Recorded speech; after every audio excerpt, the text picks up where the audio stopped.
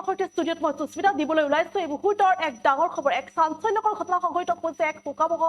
পথ দুৰ্ঘটনা সংঘটিত হৈছে মংগলদৈত প্ৰাতঃ ভ্ৰমণলৈ গৈ উভতি নাহিল দুই মহিলা আৰু ভয়ংকৰ পথ দুৰ্ঘটনাত থিতাতে প্ৰাণ হেৰুৱাইছে দুগৰাকী মহিলাই লৈ আহিছে এই মুহূৰ্তৰ সবিশেষ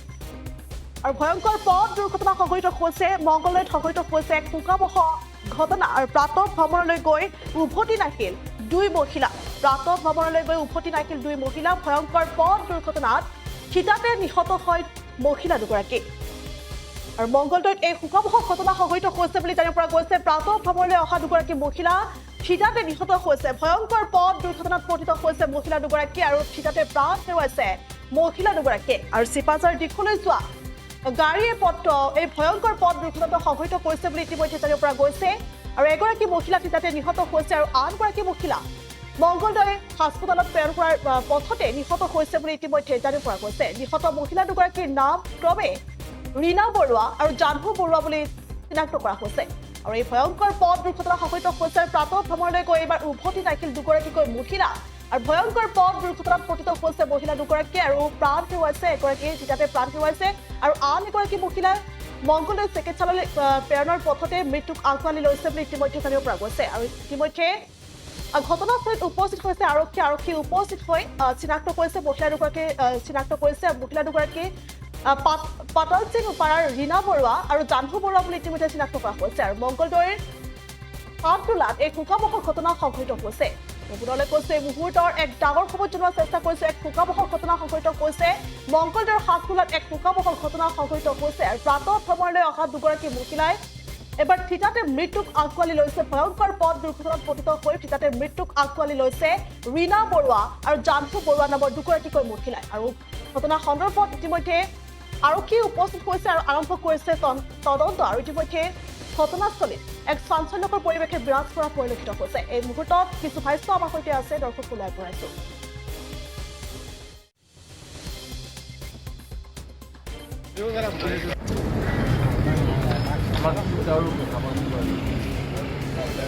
হয় নহয় এতিয়া পঢ়া কাম নাই কাৰণে আহিব নাই এতিয়ালৈকে অঁ এনেই বেলেগত নহ'লে আপোনাৰ ওপৰতে দাবী থাকিব হয় কিয় কাৰণে নহয়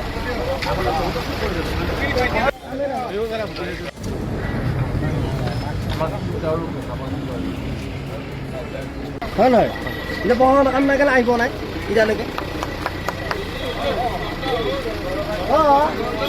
এনেই বেলেগত নহ'লে আপোনাৰ ওপৰতে দাবী থাকিব হয় কিয় কাৰণে নহয় হৈ গ'ল এজনী স্পট দিছে আৰু এজনী হস্পিটেলত ঘটনা ৰাতিপুৱাতে ফুৰিবলৈ অহা দুগৰাকী তিনিটা কোনো অচিনাকি গাড়ীয়ে খুন্দিয়াই থৈ গ'ল এজনী স্পট দিছে আৰু এজনী হস্পিটেলত নিয়াৰ পথত ঢুকাইছে আগৰ শোকাবহ ঘটনা দুইজনী তিনিওটা আমাৰ গাঁৱৰে পতালি গাঁৱৰ নিবাসী এজনীৰ নাম ৰীনা বৰুৱা তেওঁ স্পট ডেড হৈছে আৰু এজনী জাহ্নু বৰুৱা তেওঁ হস্পিটেলত নিয়াৰ পথত তেওঁ ঢুকাইছে এতিয়া কথাটো হৈছে এতিয়া আমাৰ এই যিটো 4 লেন অৱস্থাটো নোহোৱাৰ কাৰণে আমাৰ যিটো 52 নম্বৰ ৰাষ্ট্ৰীয় ঘাইপথ এইটো বৰ মানে ভয়াৱহ 15 নম্বৰ ৰাষ্ট্ৰীয় ঘাইপথ বৰ ভয়াৱহ হৈ উঠিছে আৰু ইয়াত যান জঁটৰ কাৰণে প্ৰায় প্ৰতিনিয়ত একোটা ঘটনা সৰু ডাঙৰ ঘটনা ঘটি আছে আৰু আজি এই ঘটনাটো বৰ দুৰ্ভাগ্যজনক তেওঁলোক সদায় 4:30 5টাত ৰাতিপুৱা ফুৰিবলৈ প্ৰাতঃ ভ্ৰমণৰ কাৰণে আহে আৰু আজি তেওঁলোক সেই অনুযায়ী তেওঁলোক আহিছে আৰু প্ৰত্যক্ষদৰ্শীয়ে কোৱা মতে এখন প্ৰত্যক্ষদৰ্শী মানে অলপ পথাৰত কাম কৰি থকা মানুহে কোৱা মতে এখন তাৰমানে ইটা ভাটাৰ গাড়ীয়ে খুন্দোৱা যেন অনুমান কৰিছে যদিও গাড়ীখন আমি ধৰিব পৰা নাই আৰু খুব মানে তীব্ৰবেগী আহি খুন্দিয়াই থৈ যোৱা বুলি তেওঁ কৈছে দেখিছে অলপ দূৰৰ পৰা যদিও আমি গাড়ীখন এতিয়ালৈকে চিনাক্তকৰণ কৰিব পৰা নাই এই স্পট ঢুকাল ৰীনা বৰুৱা তেখেতৰ স্বামী আছে দুজনী ছোৱালী আছে আৰু দুজনী হস্পিটেলত নিয়াৰ পথত ঢুকাল ক্ষীৰোদ বৰুৱাৰ পত্নী জাহ্নু বৰুৱা তেওঁৰ দুজন ল'ৰা আছে দুজন ল'ৰাই এতিয়া মানে এজন কলেজত পঢ়ি আছে এজন হাইস্কুলত পঢ়ি আছে আৰু ৰীনা বৰুৱাৰ ছোৱালী এজনী তাই মাষ্টাৰ ডিগ্ৰী কৰি এখন প্ৰাইভেট কলেজত সোমাই আছে আৰু সৰুজনী ডিগ্ৰী কৰি ঘৰতে আছে বৰ শোকাবহ ঘটনা এই অঞ্চলটোত দুৰ্ভাগ্যজনক ঘটনা আৰু এই ঘটনা এনেকুৱা ঘটনা আজি কিছুদিন ধৰি আমাৰ এই ৰাস্তাটোত হৈয়ে আছে আৰু আমি সেইকাৰণে প্ৰশাসনকো জনাইছোঁ যে 15 নম্বৰ ঘাটিটো ইতিমধ্যে 4 লেন কৰি দিব লাগে যাতে আমাৰ এই মানে মানুহখিনি